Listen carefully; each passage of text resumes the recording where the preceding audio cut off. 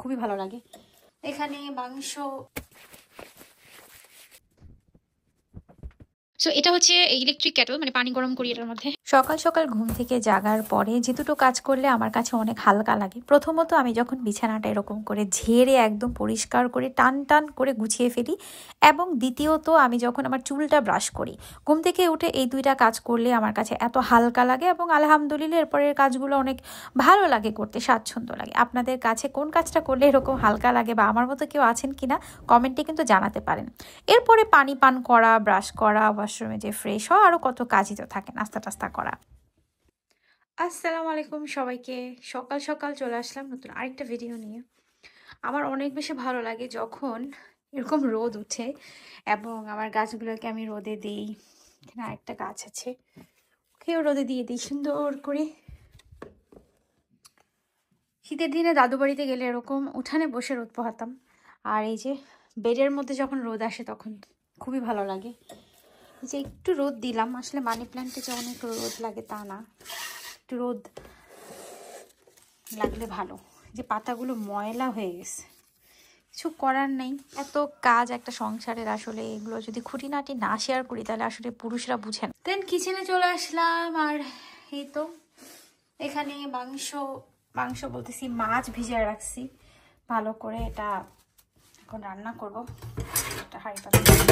অনেকে হয়তো ভাবতে পারেন যে মাছের মধ্যে এমন সাদা ফেনা উঠে গেছে কেন। আসলে সে মাছটাকে আমি ভালো করে লবণ দিয়ে পরিষ্কার করে তারপরে উষ্ণ গরম পানি দিয়ে লবণ দিয়ে আর লেবু চিপড়ে ভালো মতো রেখে দিয়েছি, এবং এতেই করেই বুদবুদিটা আসে বা একটু ফেনা ভাব হয়ে যায়। এই জিনিসটা আমি আমার মাদার ইন লর কাছে শিখেছি। যখন আমি দেশে যাই বা ওখানে যাই নোয়াখালীতে, তখন দেখি যে উনি সবসময় এই কাজটা করে।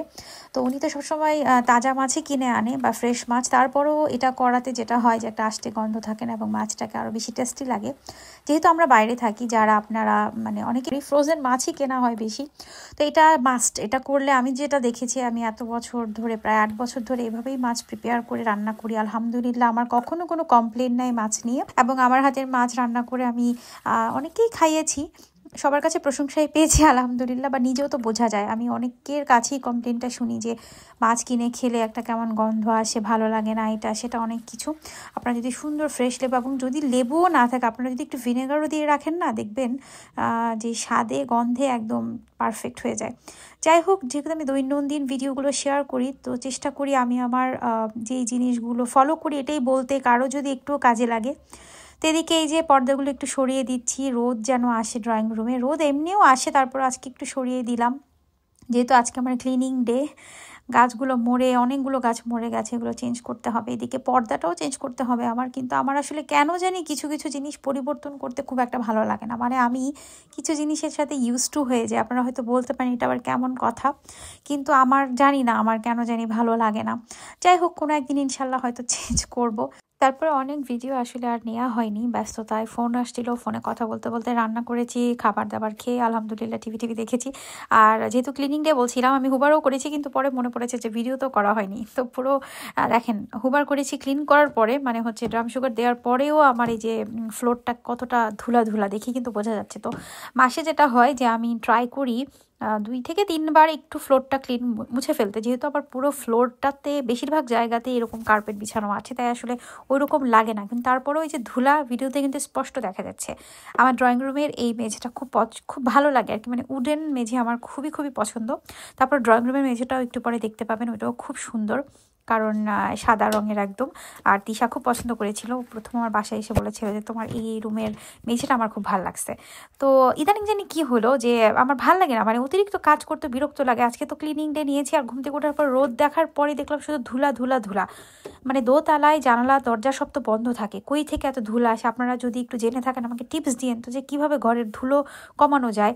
আর এই তো এদিকে, এটা বাংলাদেশ হলে অবশ্য আপনারা দেখতেন যে খাটের নিচে আলু পেঁয়াজ অনেক কিছু রাখা। বাংলাদেশে আমাদের এরকম একটা খাট ছিল, আরেকটা রুমের খাটটা বক্স খাট যেটাকে বলে, আর আমাদের রুমের বড় একটা বিছানা, ওটার নিচে আমার মা, আমার মনে আছে যে উনি একসাথে অনেক কিছু কিনতেন, তো পেঁয়াজ আলু তো আমাদের খাটের নিচে রেখে দিত। মাঝে মাঝে এত বিরক্ত লাগতো, কিন্তু তারপরও আসলে কিছু করার ছিল না, কারণ মাদের উপরে কথা বলা যেত না।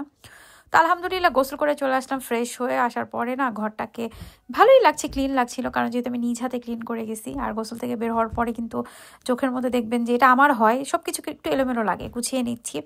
একটা বাসার মানে গৃহিণী, সে আসলে গৃহিণী হোক বা যেই হোক না কেন, মানে বা ধরেন ডাক্তার, ইঞ্জিনিয়ার, যে যে প্রফেশনে থাকুক না কেন, তারপর এই কাজগুলো কিন্তু মাস্ট, যেগুলো আমরা কখনো গণায় ধরি না কিন্তু।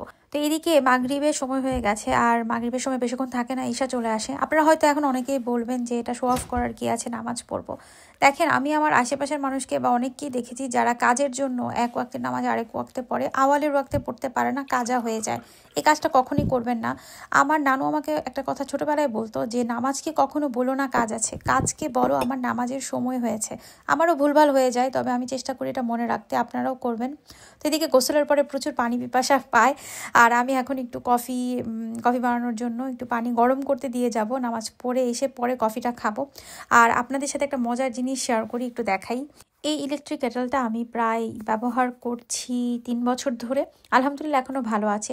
যেটা বলতে চাচ্ছি সেটা হচ্ছে, এই যে যখন আমি এই প্লাগটা লাগাই এখানে, এটা বোঝা তো যায় না যে আসলে একটু নিচু হতে হয় মাঝে মাঝে, যেটা কোন পাশে কোথায় যাবে। তো বোঝার সুবিধার্থে আমি জাস্ট উপরের সাইডটাতে একটু নেল পালিশ লাগিয়ে দিয়েছি সাদা রঙের, যেন আমি একবারই বুঝি যে এটা উপরের সাইড, আর আমার লাগাতেও ইজি হয়।